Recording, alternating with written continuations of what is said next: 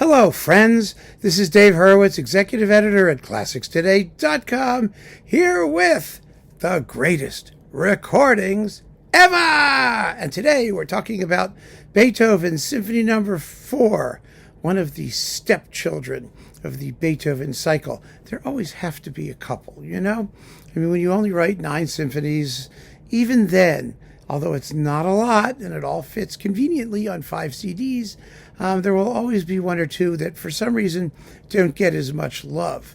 I have never understood why that's true of the 4th. Yes, it comes between the Eroica and the 5th, but it's a better work than the Eroica. I mean, in terms of its manufacture anyway. I mean, it doesn't have the same expressive range, I would say, but not everything has to.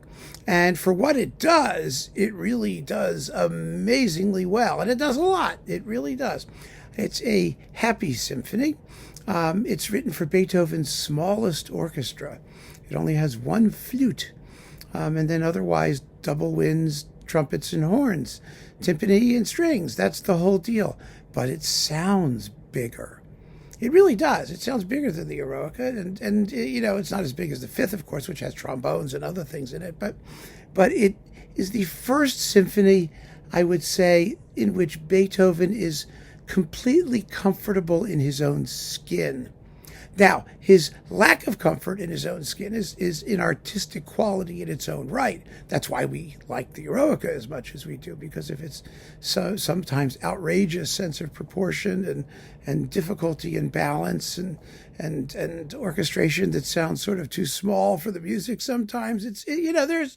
There are arguments all over the place, and I don't want to get into it in that level of sort of subjective detail, because people like what they like. And I know I'm an outlier in preferring the 4th to the Eroica, but I do think that Beethoven here is totally mastered his sense of proportion, and most importantly, as Tovey pointed out, and he was right, the sense of movement, of physical movement towards a goal, which is the essence of sonata form and the essence of Beethoven's extremely energetic and goal-directed musical style.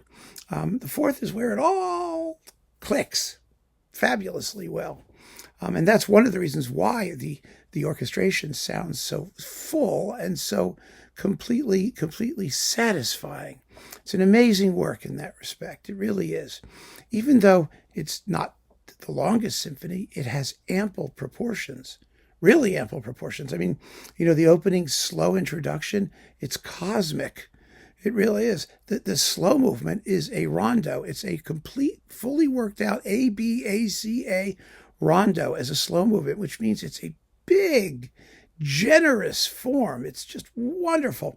The scherzo is lithe and athletic, and it comes around twice. It has 2 trio sections, so it also represents an expansion, and the finale is just one of those whirlwind things. It's delightful and inevitable, the perfect capstone of what has come before.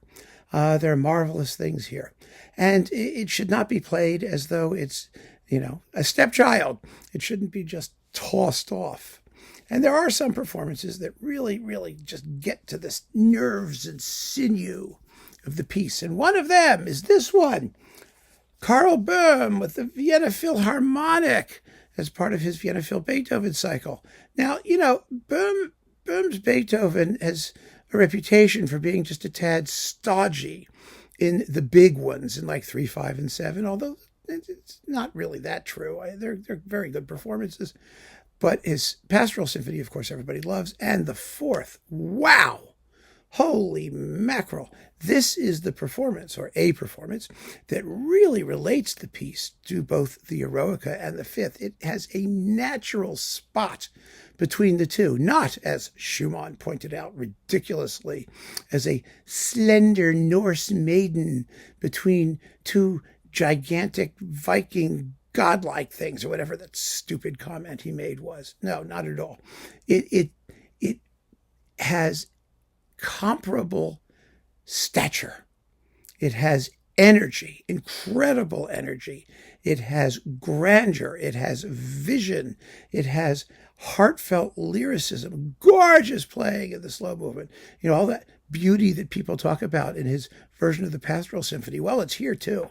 It's here too. The Vienna Philharmonic sounds absolutely marvelous.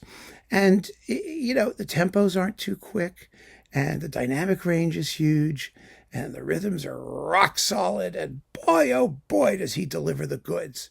It's a performance that tends to get overlooked. But overlook it no more, because it is one of the greatest recordings ever! So keep on listening, friends, and thanks for joining me. Take care.